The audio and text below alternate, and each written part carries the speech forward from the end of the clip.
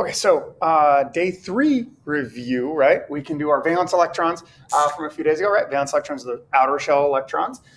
They're so important that's why the periodic table is organized the way that it is, right?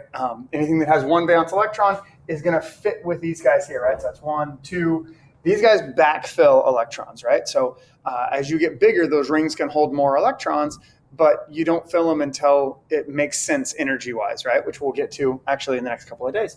So these guys backfill electrons in your transition metals and those lanthanides and actinides. But in the main group elements, you can just count them by columns. So 1, 2, 3, 4, 5, 6, 7, 8, right? Where you've got like boron and carbon and oxygen and stuff, right? I don't have a periodic chart there. And this one's a little small to hold up there, right? But the same idea there, right? So the charges that they're going to form, or how many times they need to bond covalently, is all dictated based off their valence electrons. So they want to have a full outer shell. A full outer shell for your first energy level is just 2, right? So 2 electrons is a full outer shell. So if you're somebody like lithium, you have 2 electrons in your first shell, 1 electron in your outer shell. Well, the easiest thing to do is to just lose that 1 valence electron, right? If you lose that 1 valence electron, now you're full in the layer underneath there, right? So lithium is going to get a +1. Anybody in this column, typically when they react, well, not typically, they will get a +1 charge. You could get a +7 charge, but gosh, that's a whole, that's just, I think that's intuitive, right? Not everything in chemistry is intuitive, but you're not going to want to gain 7 negatives when losing one of those negatives can get you stable too, right? So we look at somebody in the second column, Mg. So this one's actually in the third row. So it's got 3 energy levels. So 2 in the first, 8 in the second, and 2 in the outer energy level. So it would have to gain 6 or lose 2. It's a lot easier to lose 2. So it's going to lose 2 and get a +2 charge.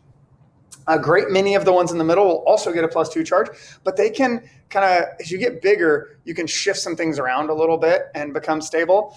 So we won't really worry at our level about knowing which charge they're going to get. You'll be told in the compound, right? We actually say it in the name. We're not going to obsess about naming, but like copper 2 chloride is copper with a +2 charge. Copper 1 chloride is copper with a +1 charge. All right, so we just say it in their name with those things, right? We get to our third group here. You've got 3 valence electrons. Again, you could either lose 3 and become +3, or you could gain 5 and become or you could gain 5 and become -5, right? So again, it's easier to go +3 there. So all your metals over here on the left side of the chart, right? Those are going to be things that lose electrons to become stable. You get here to the middle and you've got 4. Well, 4's in no man's land, right? You could gain or you could lose, right? And so it depends on who it reacts with, right? If carbon is a prime example here of our 4th group, if it bonds to somebody who wants to take electrons, like oxygen, it's going to lose those electrons, at least mostly. If it bonds with somebody who wants to give up electrons, like calcium, then it will take the electrons, right? And that's calcium carbide.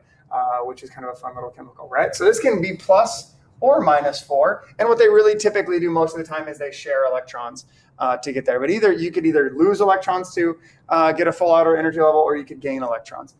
You get to 5 with things like nitrogen. Well, now the numbers are in favor of gaining, right? So you're going to go -3, -2, -1, right? So 5 electrons, you're going to gain 3. 6 electrons, you're going to gain 2. 7 electrons, you're going to gain 1, right?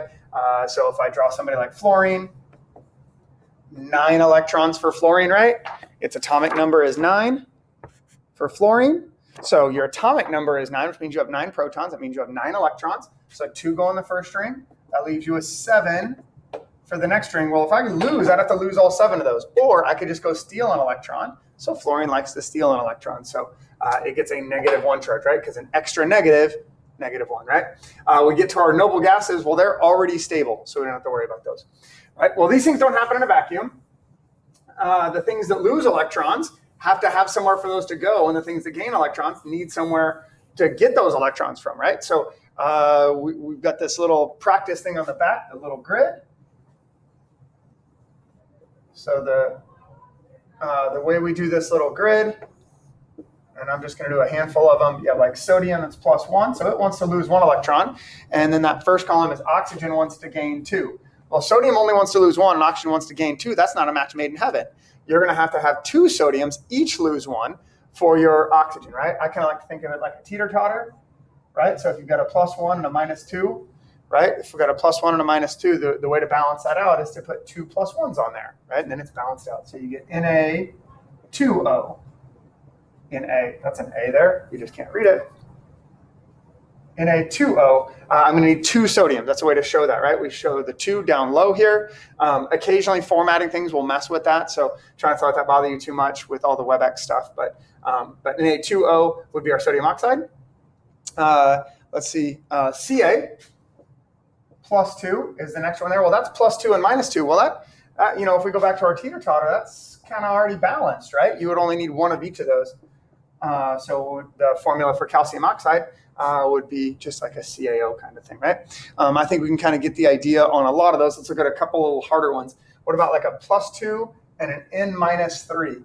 When you get to a +2 and a -3, that's a little tougher. It's not so obvious. Well, if I get more calcium, well, that's going to be +4, -3. Well, so then get more nitrogen, right? So if I go -3, +2, well, I need another +2, that's +4. Another -3, that's -6. Another +2, that's +6. Hey, there we go. So we got a +6 and a -6. So that balances out. Really what that is least common multiples, right? It's going to take 3 calciums and 2 nitrogens, right? You'll notice that they just flip-flop charges. That's why some people like to do it, is they do the +2 and the N-3, and they just crisscross those charges, Ca3, N2. Right? You do have to be careful with that because you have to reduce, right? Like if I had flip-flopped the charges on the calcium oxide there, it would just be 2 and 2, which you'd reduce that to 1 and 1. These polyatomic ions at the end here, NO3 -1, that's a weird looking thing. That is nitrate, right? So if I look at nitrate, that's on the back of my periodic chart there. Right, we see nitrate is NO3 -1. Well, that's a polyatomic ion, so it's a group of atoms that are all together. So they're 1 and 1 still easy. Sodium nitrate would just look like that. This is sodium nitrate. You can't really tell what something is just by looking at it, right? So you see, what direction is the camera? There we go. Right, it's just a white crystal kind of thing. So that's sodium nitrate. Calcium nitrate kind of looks basically the same, right? There's no way to know by looking at it how those are different, but with a +2 and a -1, well, I'm going to need 2 of the -1s. So it's Ca and then NO3, 2. I'm going to write that bigger so you can see it. Ca, and then I put in parentheses NO3, 2. Because what I want is 2 of this thing, this nitrate thing. Don't distribute that through. We leave it just like that, right? CaNO3, 2. You'll notice on there, there's a V+3 and a V+5. Right? Well, there's 2 different ways to make vanadium stable. So you can get a +3 charge or a +5 charge. Right? As you're going through these, if there's any of them that you're like, I don't really know how I would balance that out. It's least common multiples. You can use that crisscross method and just reduce. Double check with me if you're not sure on how to do those. But I don't want to make this video take 6 hours. So